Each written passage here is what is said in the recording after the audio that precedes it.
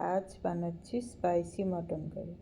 এর জন্য আধা কিলো মটন, 2 চামচ টক দই, পরিমাণ মতো নুন, হলুদ গুঁড়ো, ঝাল লঙ্কার গুঁড়ো দিয়ে মেখে ঢাকা দিয়ে 10 মিনিট মতো রেখে নেব।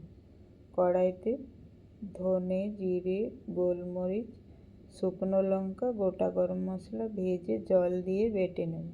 সরষের তেল, তেজপাতা, পেঁয়াজ কুচি, বেটে রাখা মশলা, কাশ্মীরি লঙ্কার গুঁড়ো, হলুদ গুঁড়ো, একটু জল দিয়ে মশলাটি ভেজে নেব।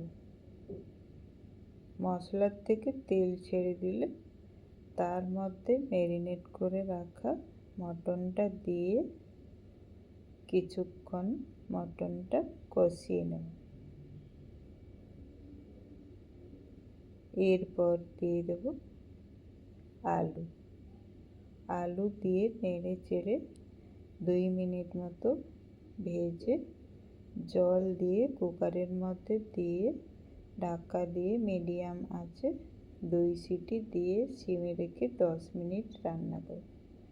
কুকার ঠান্ডা হয়ে গেলে ব্যাস রেডি হয়ে গেল সব থেকে ইজি ঝাল ঝাল স্পাইসি মটন কারি।